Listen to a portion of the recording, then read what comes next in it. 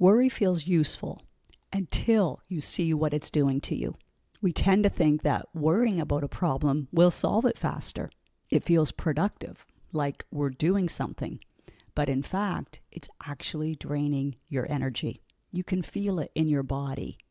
It might be a tight jaw or clenched hands or just that big sigh that you don't even realize that you just took. The more we tell ourselves that something is hard or out of our control, the tighter our body becomes. It feels terrible, and after a while, it sure adds up.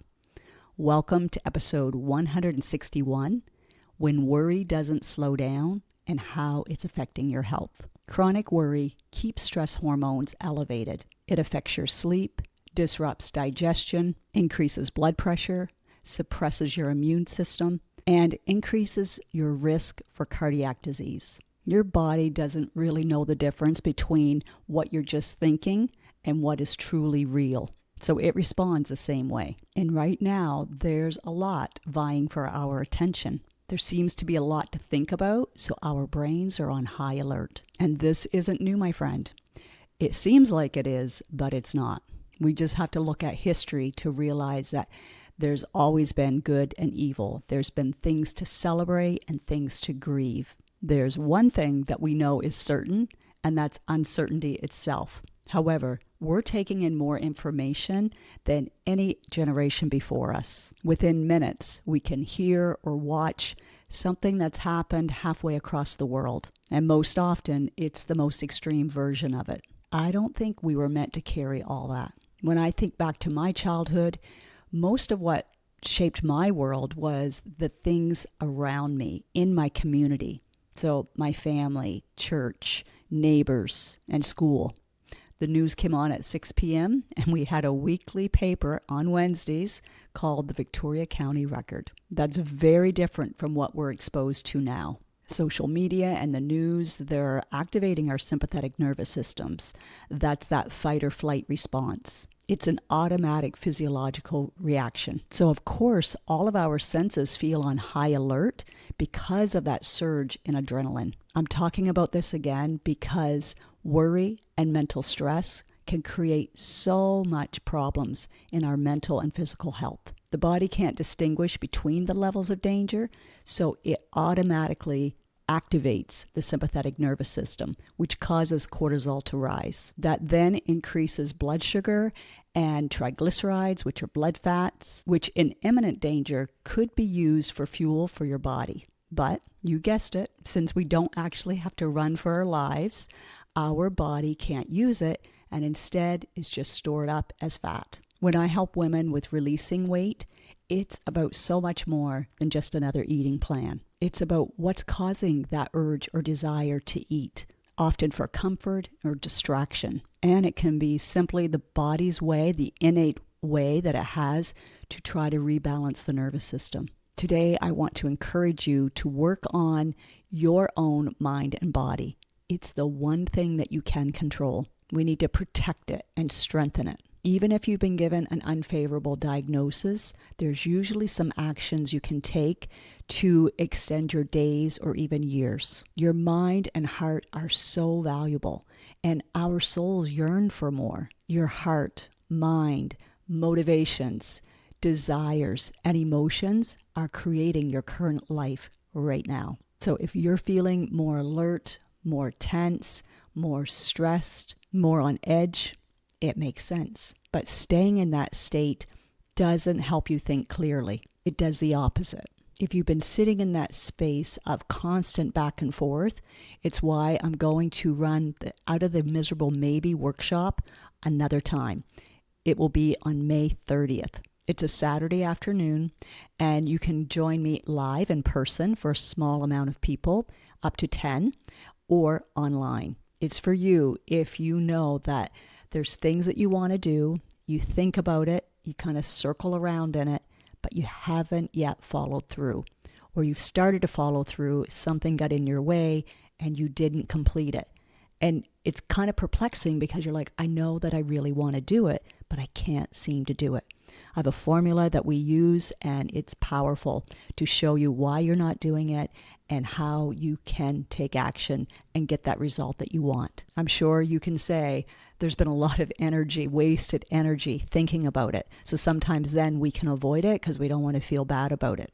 But I know that if we have something in our heart, in our mind that we want to accomplish and we don't do it, it continues to drain our energy.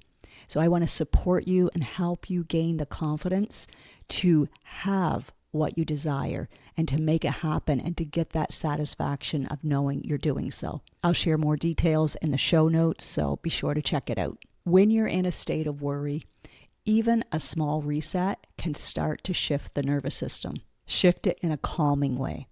So something as simple as stepping outside, taking slow, deep breaths, focusing on what is going well in your life, where you are safe and feel protected.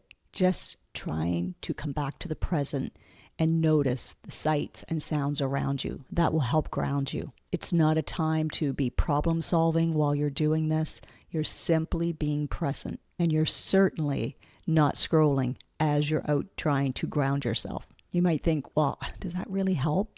Well, it doesn't help fix the problem, but it helps you have a greater capacity to be able to deal with the problem or that unknown thing. You're able to say, okay, that's outside of my control. What can I focus on now? And focus on something where you can be productive, where it's constructive. It also gives you the capacity to notice what is the thought you have about that situation.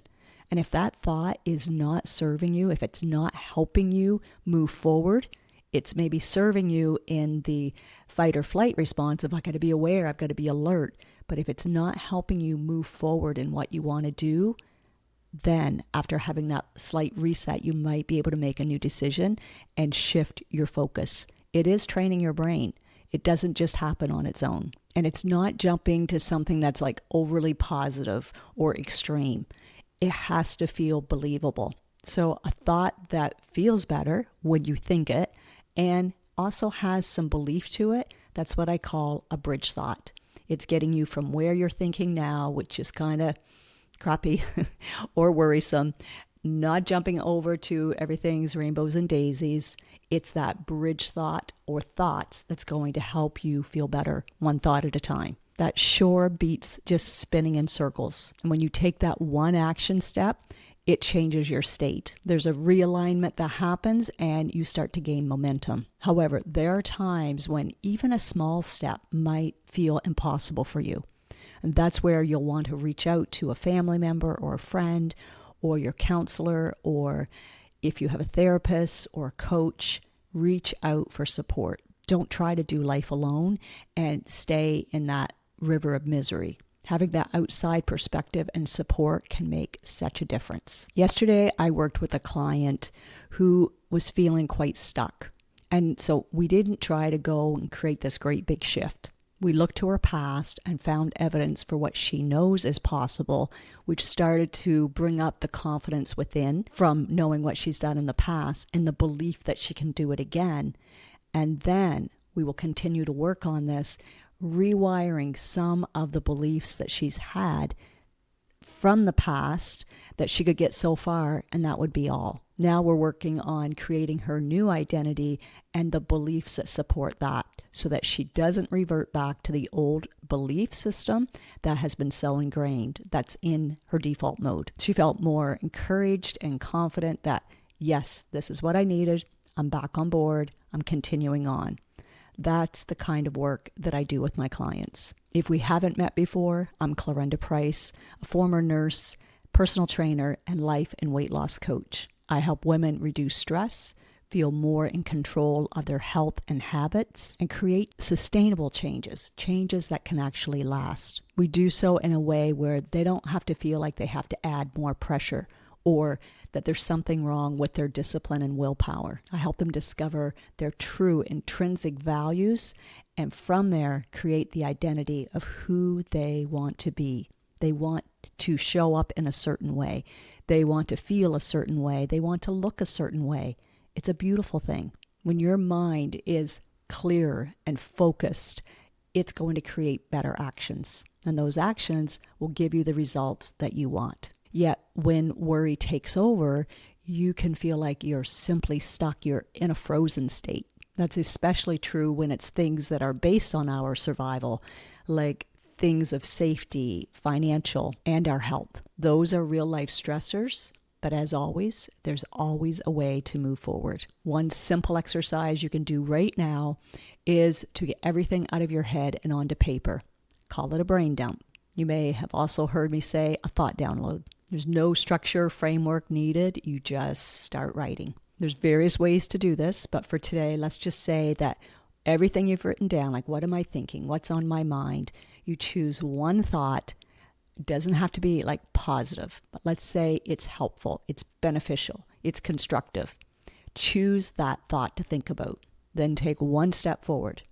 Maybe it's a conversation you need to have, a phone call, a decision, a shift in your routine, just something that creates even a little bit of momentum to get you going. And if you discover you have quite a few good thoughts, then make that list. Just keep going, and you can write an action for each of those thoughts of what you want to take, and it doesn't have to be all done at once. And if there's only one, that's enough. Just start there. So we've talked mainly about the mind with the worry, but I also want you to pay attention to what's happening, your physiology. I had a client experiment with her caffeine intake, her coffee in the morning, both in the amount and the timing. She was hesitant at first, but I said, just try it, because she'd been experiencing some anxiety, and she noticed a big shift in her anxiety levels, much lower. She's enjoying half calf, I think it's called now, and still enjoys the taste and the feel of it. She's sitting outside now enjoying that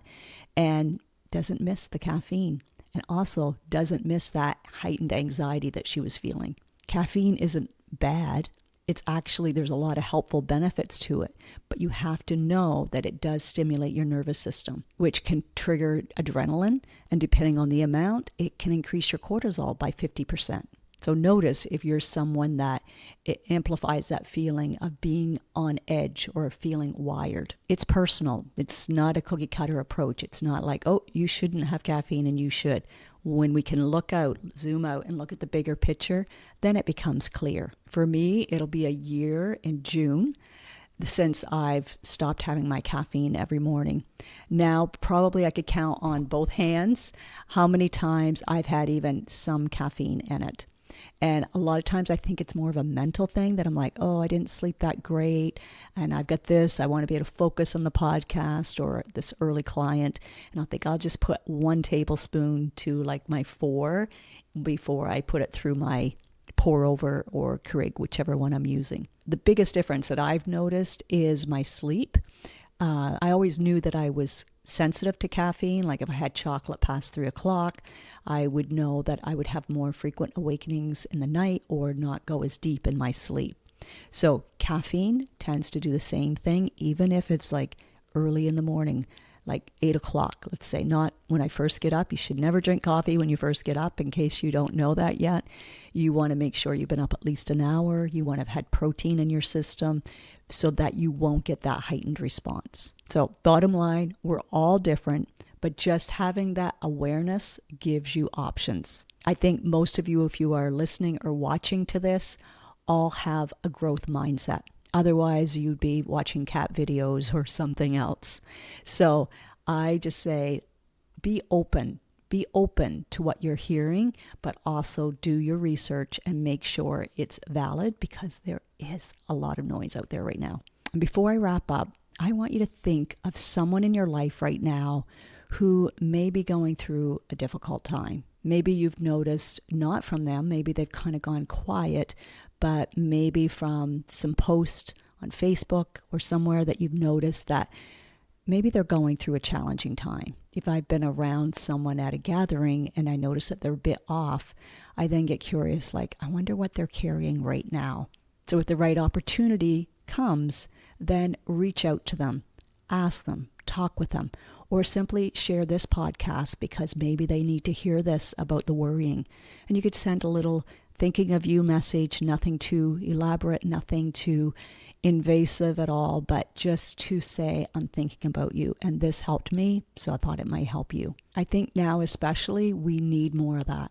People who are going to be real, thoughtful, and kind. Because yes, there's a lot that we can't control, but what we can control is how we show up for ourselves and others. How we support will make a difference.